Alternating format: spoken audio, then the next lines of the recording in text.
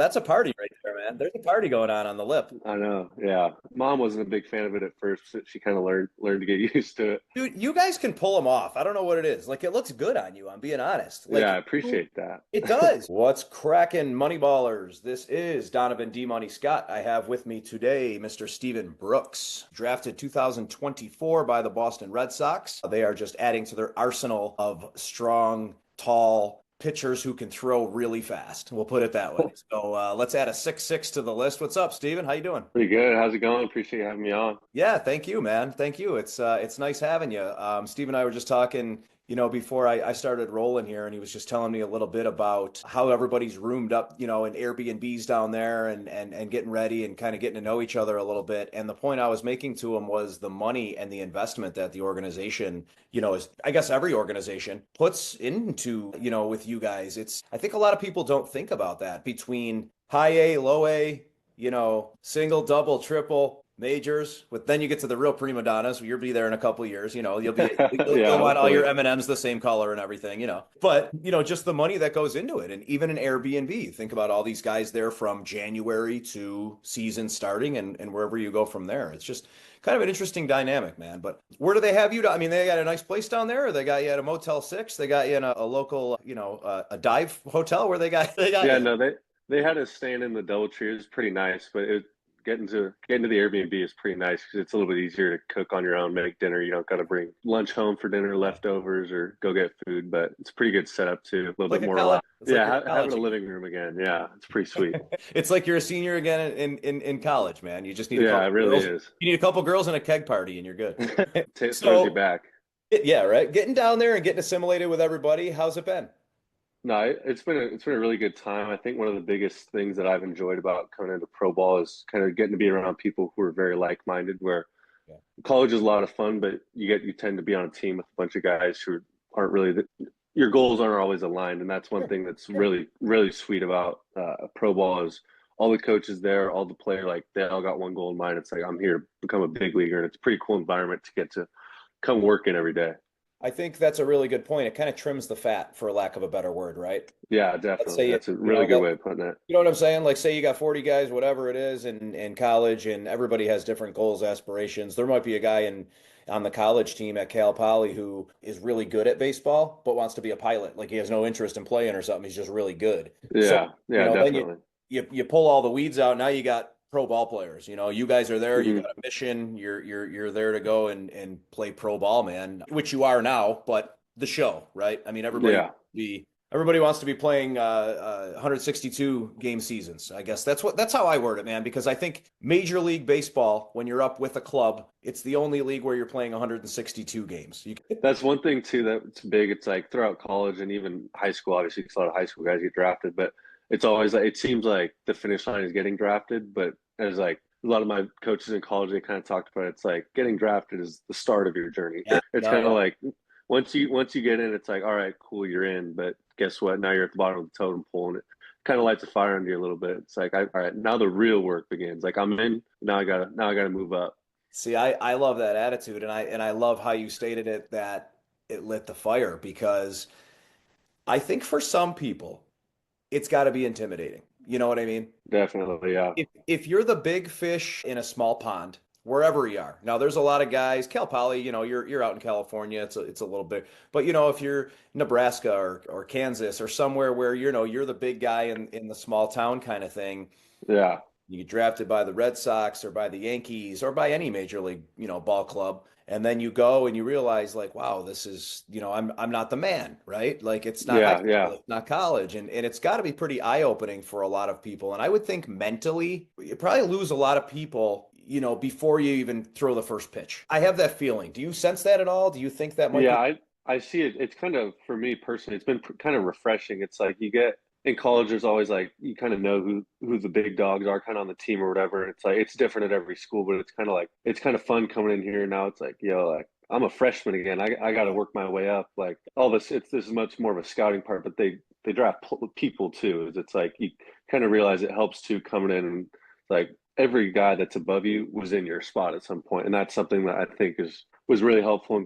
As you were talking about, it can be intimidating, but it's like well, you meet all these guys, and it's like they were a first year spring training guy before. Like you're in a position that tons of other guys have been in. Bro, every one of them, and you absolutely Yeah, deserve to be there because that's why you're there. And I say that to every one of you guys I talk to. I say you're there because you deserve to be there. They're not doing you any charity, man. They're not dishing yeah, out money and contracts and doing everything they're doing. And let's not get it twisted. It's not a personal thing either. They like you, but they expect something from you. It's a business move. You're there because 100%. you're 6'6". You can throw a wicked arsenal of pitches, and they think they can, that you can help them win ball games at all different levels. That's why you're there. Then Yeah. it's to you basically show and prove, man. How have you guys? I haven't really asked any of you guys yet what you've been doing while you're there, and it sounds kind of silly, like, well, you've been pitching, but I mean, what's kind of the daily repertoire? So right now we just we're in week 2 of velo camp right now. So that's one of the big priorities with the whole Red Sox organization is they see it. It's like if you can throw harder, it's going to make all your other stuff better. So like Okay, their kind of stuff is throw nasty stuff in the zone. So it's like the biggest way to do that is if they can get us throwing harder, the chances of us becoming a big leaguer is much higher. So okay, right now they've got us built up throughout the fall and stuff, like through an off-season training program.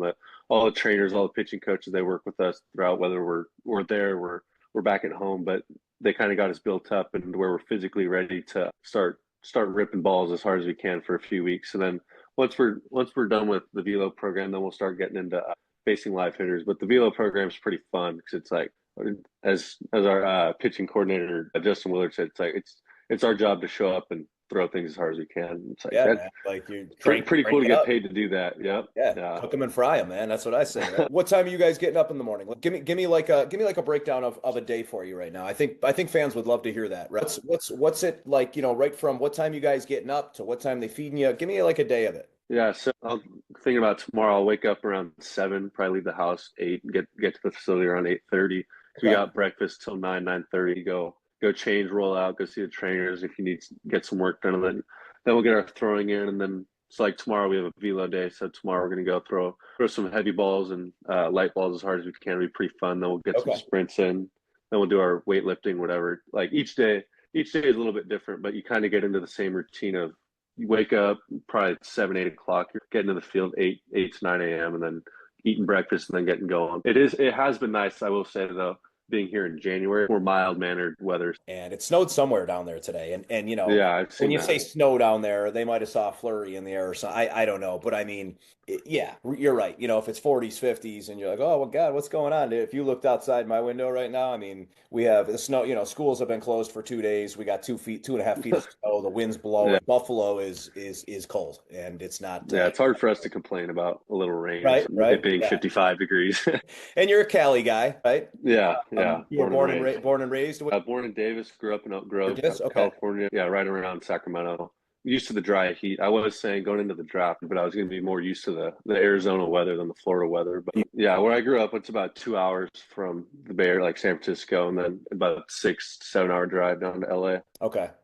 I heard you're a ping ponger, man. Tell me a little bit about the ping pong. Yeah, it was. I want to say it was my sophomore year of college. Ryan Stafford, our catcher, he got a ping pong table into the clubby, so it turned into a lot of ping pong Yeah, tournaments. yeah. All right. You got one down. Can you somehow, how do we manipulate getting you down in Fort Myers? How do you get one? I don't know. I've been dry off the ping pong for a little while. I would like to get the paddle going again. It'd Oh, be so pretty it's sweet. been a couple of years. Been a couple of years. Yeah, it has. But I this past fall when I was back at school, I got pretty big into pool. So that was my Okay. latest Okay. venture. Well, I was getting excited, man, because listen, I'm coming down there. I'm coming down to see you guys Okay. because I want to follow you guys and see where everything ends up, man. And every one of you, and I mean this sincerely, not just because you've been on the show, and I've had plenty of athletes on the show, but you guys have this something about this draft class with you, man. You guys have something like you have this je ne sais quoi, right? I don't know what it is. You guys are all chill, you're all humble, and you all seem like you can rifle the ball. Like, you know what I mean? As far as Yeah. skill level, I don't care if you're drafted 5, 6, 9, 12, you're drafted, and obviously they look at different things, right, and how they're drafted. Yeah. There's tools they use that I was involved a few years ago, people don't even know about, where there's apps that they'll go back, man, and look and see what you had for breakfast in ninth grade. It's Yeah. wild. It's pretty intrusive, and it's wild, but I mean, they see what they like in you guys, and they're not drafting you unless they're confident that you're going to be pitching for them, you know what I mean? Yeah. that is something I think you got to be a good person too. It's like you'll go a Yeah. lot further in this game if you're a good person. Like if you want the trainers to work on you, you got to be able to hold a conversation, be a good dude. Like Right, right, right. Not you be want people to be arrogant. able to work with you. Yeah, yeah, And you definitely. don't want that reputation where you're not a clubhouse guy, you know? So you don't Oh want to be like, yeah. oh yeah, man, stay away from Brooks, man. That guy's just, he's bad news. All he does is talk about his mustache all day and try to, he grooms that thing all day long. Yeah, just petting it. But no, man, you're right. You got to be, you got to be cool with people, and it doesn't matter if they're a trainer or the cafeteria nurse, and treat Yeah. treat every individual the same, man. Moving on, a couple other things here. What is a typical game day for you? So when you were at Poly, certain things that you do to kind of psych yourself up when you're pitching, or certain music, or meals, or preps, or kind of, what is your ritual? I would say I it kind of been a trial and error throughout the whole pre-pitch process because we had a really good mental coach, Jeff Trosh, and he was really big with focal points on the mound, like whether it's like when you big into breathing, like take a step off the rubber, like kick the Yeah. rubber away. Like for me, one of my big ones was looking up at the light pole over the third base line. Like it's just something you need to be Okay. able to Okay. kind of step back from what's going on or whatever and kind of Yeah. step away and it really helps you focus back in because you can't really stay locked in for 2.5 hours straight or whatever. You're Right. just going to Right. drive yourself crazy. Yeah, in baseball especially, right? I mean, because Yeah. there is downtime and even between pitches and stuff like that. And if you're someone who, if you're excited and you're ready to throw, man, and your heartbeat's racing and you're ready to start whipping ball, yeah, I get that. That's a big thing in hockey too. A lot of the guys with goaltenders, they'll take and it's so mental. And the guy was telling me because with goalies, they don't get to celebrate when their team scores, right? So they're always kind of left in the back. But if they get scored on, they're the first ones who the fingers pointed at. So it was really interesting to hear the mental side of a goaltender. And he said what they should do, they skate out. Just like you said, they'll look over. If you're looking at a light or a stadium light, they'll look over at something and stare at it. And it was this only other time I've ever heard that, but it's really interesting. Yeah. And a lot of that stuff I would say is trial and error. You kind of be able to, even if you find something that doesn't work, it's like that's still a good thing because now you know something that you shouldn't do. That's Yeah. kind of just stuff with like a lot of times I think as a freshman I was very much more like tunnel vision, kind of like not talking to as many people. But as I got older, I kind of realized like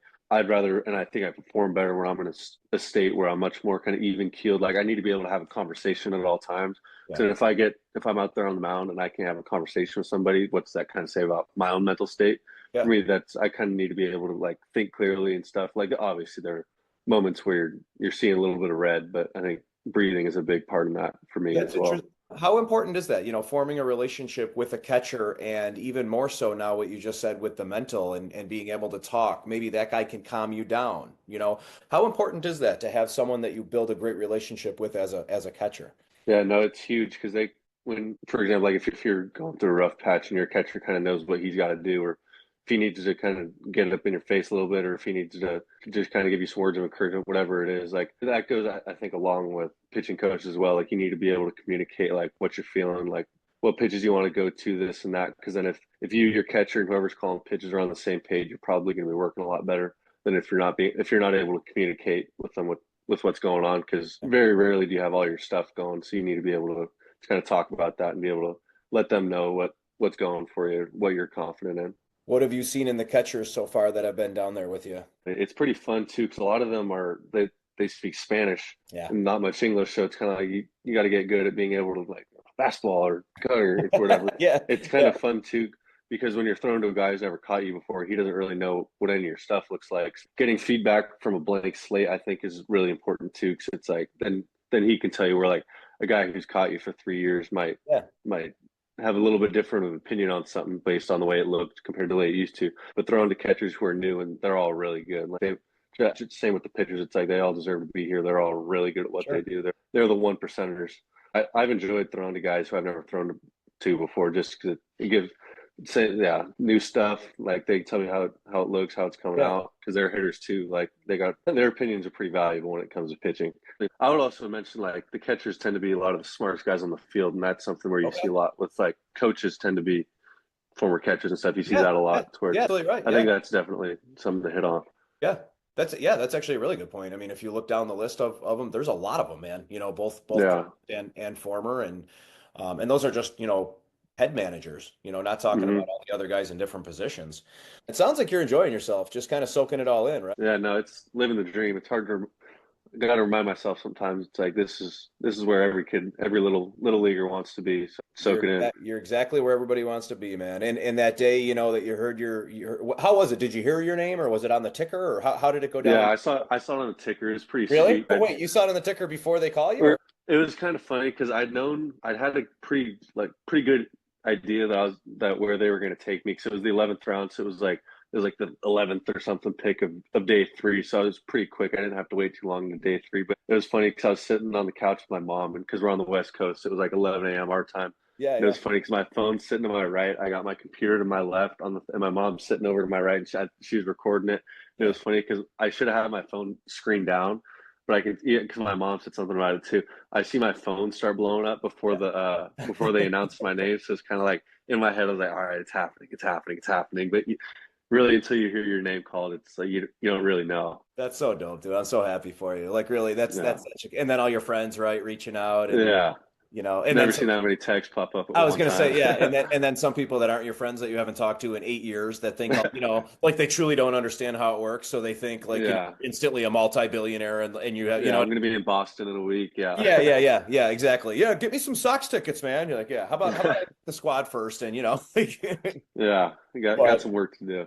yeah, yeah. What are you topping out at right now? Is the fast pitch kind of your bread and butter, or what? Yeah, so I've been up to 96. That was something that in college I never threw too hard. I was kind of 90, 92, but since coming into pro ball, the food's been big time. Like I put on some good weight, put on I think 20 pounds since the draft. It's Wow. been good with this velo program, the coaches, the trainers, all that stuff. The weight Wow. So coaches. you've seen about 5 or 6 ticks just from the program from college. Yeah, so I want Wow. to say I was up to 93 or 94 this spring in college, and then since being here, I've been up to 96. It's Wow, pretty dude. sick seeing the results, and Yeah, yeah. Because once that. I see that, it's not hard to buy in. So How about football? Who's your team? I'm a Niner fan, so it's kind of a rough year, but I will say I'm rooting for the Bills. Yes, my man. Thank you. Thank you. Listen, you got Josh Allen. He's tough to not love, and coming. Well, I guess you're California, so Fireball. It's up there a little Yeah. bit. And nobody wants to see the Chiefs go back. Oh, Um, Niner fans. Yeah, exactly, dude. The Chiefs are just like they're not. You know what? In the past, at least they were kind of fun to watch a little bit, but now they're not. They're Yeah, it's old, boring. They play this weird, flopping. sloppy. Their defense is good. I really don't even know how they're winning games. And the joke in Buffalo is always it's because of the refs. But I mean, if you look at how they win these games, they're not sexy, man. Like they're really boring, gritty. Yeah. And we beat them this year. We're going there and going and playing in Kansas City. They're undefeated in Kansas City. We're undefeated in Buffalo. And to me, I was really, really hoping this would come down to being in Buffalo. And of course, Uh, I'm optimistic. We're going to win this game in but that it's just like that's the only thing it's that's, hard. Yeah. yeah, it's tough to win in Kansas City, man. Yeah. Chiefs in the playoffs. That's legit. Andy Reid, guy knows what he's doing. Yeah. This was a lot of Hate him. fun. Yeah. Yeah, exactly. I'm glad you came on, man. I really am. Glad you made it work, and took some time with us, man. You're certainly a friend of the show now, and all the best, brother. Sweet, man. Appreciate you having me on. All right, take care. Thank you so much. All right, later.